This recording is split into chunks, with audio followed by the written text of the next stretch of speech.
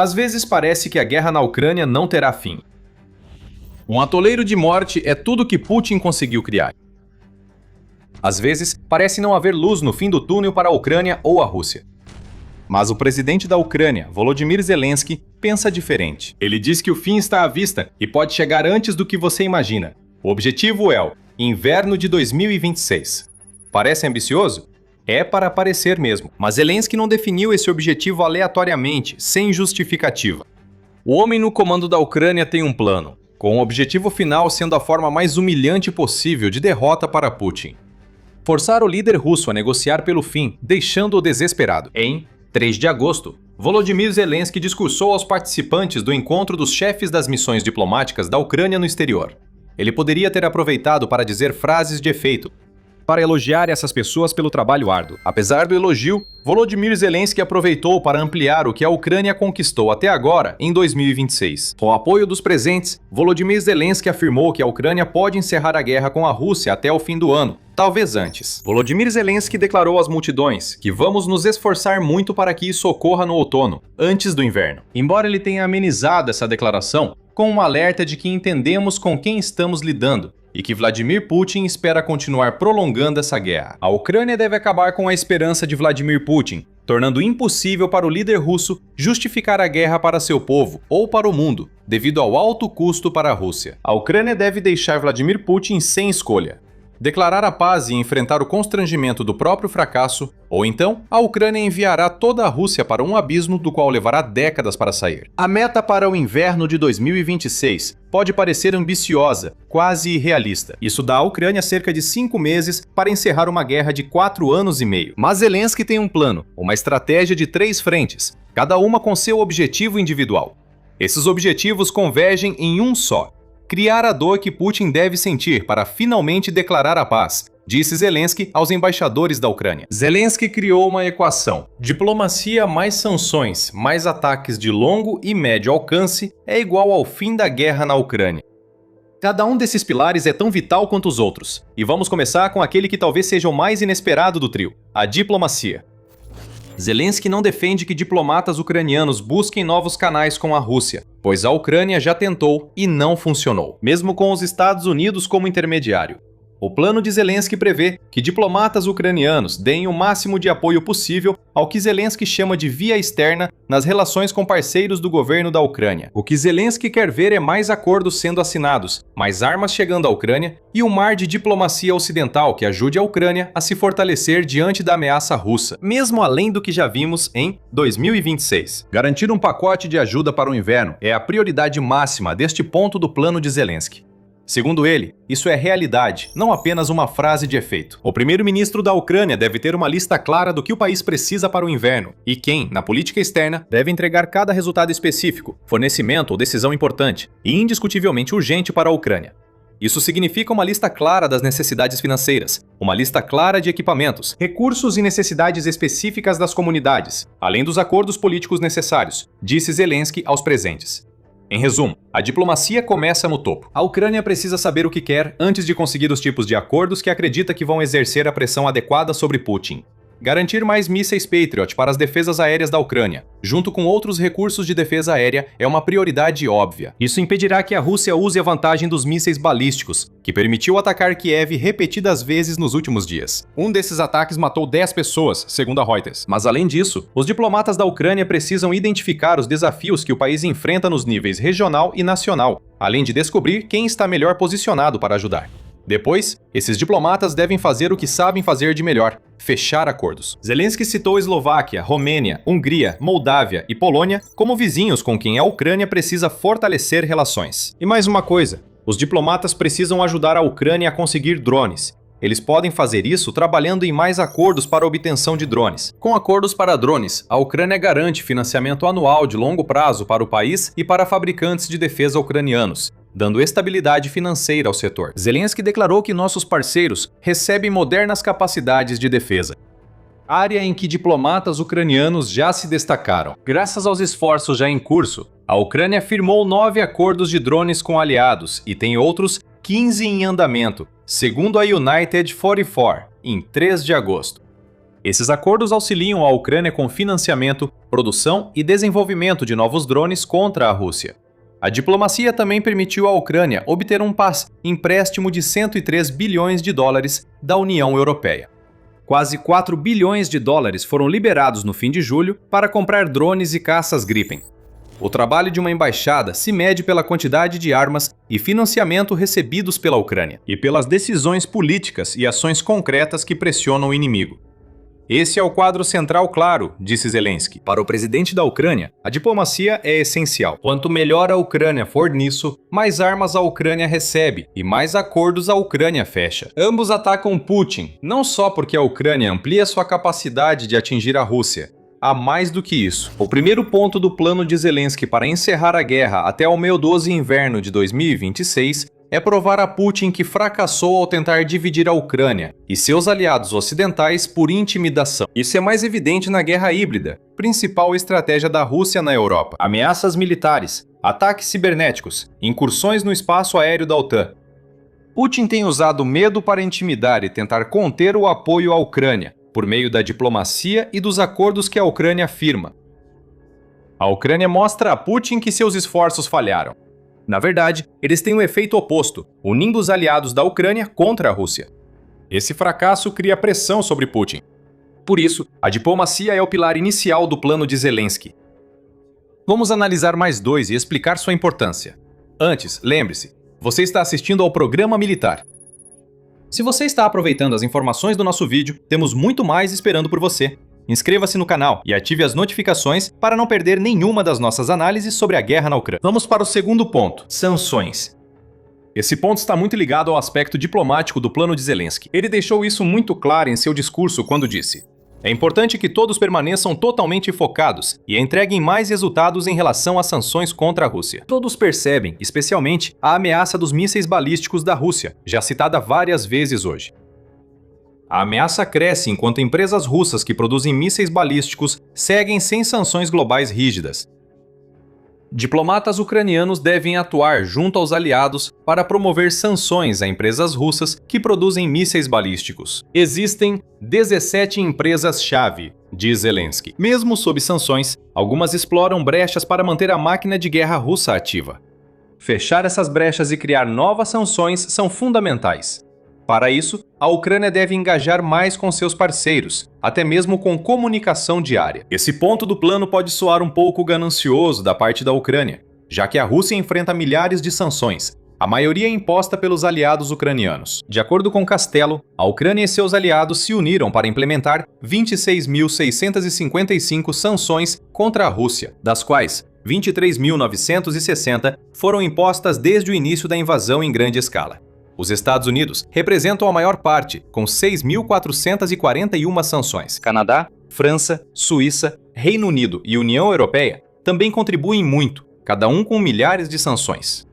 Novas sanções contra a Rússia estão a caminho. No dia 23 de julho, o Conselho da União Europeia adotou seu 21º pacote de sanções direcionado a 48 indivíduos e 170 entidades na Rússia. Foi dada atenção especial ao setor de energia russo e a criptomoedas e serviços financeiros. Além disso, o Senado dos Estados Unidos avançou com o projeto de lei de sanções à Rússia, há muito adiado, proposto inicialmente por Lindsey Graham, passando pela primeira etapa de aprovação. Ainda falta aprovar um projeto de lei para os Estados Unidos imporem sanções secundárias a compradores russos, mas é um bom começo. E supondo que o projeto de lei se torne lei, isso ajudará bastante a prejudicar a Rússia, ao colocar seus clientes de petróleo em posições delicadas. Então, entendemos o argumento de que a Ucrânia está pedindo mais sanções, mesmo já havendo várias em vigor. Mas há dois contrapontos.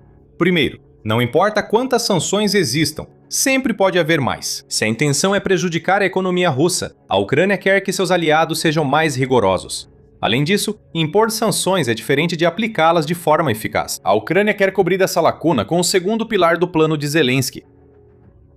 A economia da Rússia sobreviveu porque o país driblou sanções e manteve bilhões de dólares entrando, com a frota fantasma entregando petróleo russo globalmente. Gera até 100 bilhões de dólares por ano, segundo o Center for Strategic and International Studies. A Rússia também usou criptomoedas para ocultar transações, e é aí que entra o pacote mais recente da União Europeia, e a falsificação intencional dos usos finais dos produtos que comercializa. A Rússia tem sido evasiva e enganosa. Isso permitiu vender petróleo e importar componentes críticos para armas. O plano de Zelensky não exige mais sanções, embora sejam sempre bem-vindas. Ele solicita que diplomatas ucranianos atuem com parceiros para eliminar brechas. O projeto de lei de Graham, se aprovado, será um bom exemplo.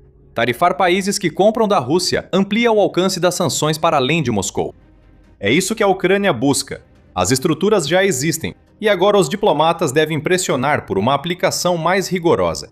O objetivo é simples: obrigar a Rússia a buscar recursos para manter a guerra de Putin. Desviar dinheiro do cofre de guerra do Kremlin significa que Putin precisa ficar cada vez mais desesperado na busca por fontes de recursos. Esse desespero já é evidente. No fim de julho, o Banco Central da Rússia cortou a taxa básica de juros para 14%. Ainda muito alta, mas a redução foi necessária enquanto o país tenta incentivar a população a tomar empréstimos. Não deve funcionar. Já há pânico entre os investidores do país com a queda do mercado de ações russo, e o Ministério das Finanças ainda está correndo para cobrir um déficit orçamentário crescente e pagar uma dívida pública cara, segundo o Moscow Times. Esse déficit parece que será de cerca de 100 bilhões de dólares até o final do ano, em vez dos 47,7 bilhões de dólares que a Rússia previa. Pequenas empresas estão fechando na Rússia em taxas recordes. Só nos primeiros 3 meses de 2026, 200 mil pequenas e médias empresas russas fecharam as portas. A Rússia está à beira de uma crise bancária devido a créditos podres, e a inflação está novamente em alta, chegando a 6% em junho, após cair para o melhor índice do ano, de 5,3% em maio. A Rússia está à beira de um colapso financeiro. O segundo ponto do plano de Volodymyr Zelensky para encerrar a guerra até o inverno visa empurrar a Rússia para esse colapso. Por fim, chegamos ao terceiro ponto: ataques de longo e médio alcance. É preciso haver mais ataques desse tipo, pois afetam a economia da Rússia, prejudicam sua máquina de guerra em áreas teoricamente seguras e aumentam as baixas entre as forças russas. Não podemos prever com total certeza quando nossos esforços diplomáticos terão sucesso. Os ataques de longo alcance da Ucrânia contra a Rússia, nossos ataques de médio alcance e todas as sanções impostas pelos nossos parceiros vão gerar o nível de pressão necessário para deixar a Rússia sem alternativa a não ser a paz, disse Zelensky. Ele não está errado. Os 3 eixos podem falhar, mas se funcionarem, os ataques ucranianos devem ser ainda maiores, mais abrangentes e impactantes. Zelensky faz tudo para que isso aconteça. Enquanto falamos, a Ucrânia está chegando ao fim de uma campanha de 40 dias de ataques de longo e médio alcance contra alvos escolhidos especificamente para influenciar o Estado agressor, a fim de obrigá-lo a acabar com a guerra. A Ucrânia não demonstra nenhuma intenção de descansar quando essa série de 40 dias terminar. No fim de julho, Zelensky revelou que a Ucrânia criou uma nova lista de alvos prioritários, que a Ucrânia provavelmente começará a atingir assim que a campanha de 40 dias terminar. A mensagem é clara: drone após drone tem que entrar na Rússia e nos territórios ocupados. 2026 foi o ano em que esse tipo de ataque realmente veio à tona. O alcance dos drones da Ucrânia se expandiu a tal ponto que os drones ucranianos atingiram 52 regiões da Rússia nos primeiros 7 meses do ano. O United 24 Media observa que a Ucrânia atingiu 36 regiões em 2025. Então, 52 representa um aumento significativo. Isso reforça a narrativa da Ucrânia de que nada está seguro na Rússia. Desde o início de 2026, os drones da Ucrânia atacaram refinarias russas quase 200 vezes, com destaque para um ataque de mais de 2.500 quilômetros contra a refinaria de Omsk, na Sibéria. Até 90% das regiões da Rússia tiveram que limitar a venda de combustível. A Ucrânia tem realizado ataques frequentes e fortes na rodovia RR-280 de 700 quilômetros, que liga a Rússia continental à Crimeia e as regiões do sul da Ucrânia. Os ataques mensais nesse corredor rodoviário subiram de menos de 20 em janeiro para mais de 130 em junho. No mar, a Ucrânia atacou navios da frota Fantasma que abastecem a Crimeia com petróleo, alimentos e suprimentos. Uma campanha de 3 semanas em julho levou a Ucrânia a atacar 201 navios da frota Fantasma no Mar Negro e Mar de Azov. Na retaguarda da Ucrânia ocupada, drones voam constantemente para destruir a logística russa e enfraquecer os ataques na linha de frente, o que teve um papel enorme para que a Rússia perdesse o número recorde de 42.860 soldados em julho. Ataques de drones de longo e médio alcance funcionam. Por isso, Zelensky pede mais deles como terceiro pilar de sua estratégia. Quanto ao que esses ataques conseguem, tudo se resume à pressão sobre Putin. Não é pressão econômica, e sim social. Ao levar a guerra iniciada por Putin de volta à Rússia, a Ucrânia busca virar o povo russo contra ele. há um motivo para a aprovação de Putin ter sofrido sua queda mais rápida desde o início da guerra, e para uma pesquisa de julho do Instituto de Conflitologia e Análise da Rússia ter constatado que 81% dos entrevistados queriam um fim imediato para a guerra na Ucrânia. Muitos russos estão tão cansados da guerra de Putin quanto os ucranianos, ainda mais agora com drones de longo alcance causando problemas. Estes são os 3 pilares do plano de Zelensky. Esses pilares foram criados para que Putin não tivesse opção além da paz. Segundo Zelensky, a meta é apostar nessas 3 estratégias para pressionar Putin a negociar até o Blenstás Inverno de 2026. Para que isso aconteça, teremos que ver mais acordos sendo feitos, mais sanções sendo implementadas de fato e mais drones voando.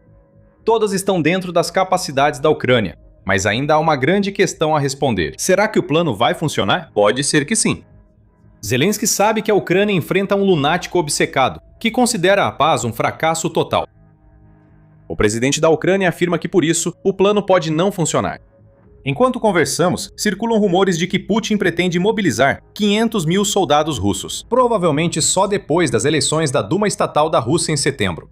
Isso não é a atitude de um déspota aberto à paz. No entanto, é justamente o que um homem desesperado, sem poder fazer nada porque as baixas russas superam a capacidade de recrutar voluntários, faria. Se a Rússia mobilizar, Putin pode enfrentar reação tão forte que sua presidência pode acabar, ou, no mínimo, a pressão aumentará ainda mais.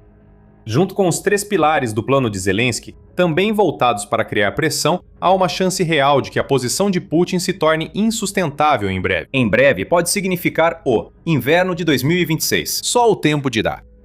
Mesmo que o plano de Zelensky falhe, não será um fracasso real. Putin pode não declarar paz. Isso só indicaria que, no final de 2026, a Ucrânia estará mais forte do que no início do ano, graças a esse plano. De certa forma, é uma situação ganha-ganha para a Ucrânia, mas Zelensky espera que a pressão traga resultados. Já foi colocada muita pressão sobre Putin, e mais está por vir. Não é só a Ucrânia que pressiona. As críticas à guerra de Putin começaram a vir de algumas fontes inesperadas, incluindo da boca de um suposto aliado que acabou de sentar-se diretamente em frente ao presidente da Rússia e pediu a ele que acabasse com a guerra. Isso foi uma humilhação sem tamanho para Putin. Uma facada nas costas dada em plena luz do dia para o mundo inteiro ver. Você pode saber tudo sobre isso se assistir ao nosso vídeo. E se você gostou deste vídeo, não se esqueça de se inscrever no Programa Militar, pois trazemos para você as últimas notícias sobre a guerra na Ucrânia. E obrigado, como sempre, por assistir.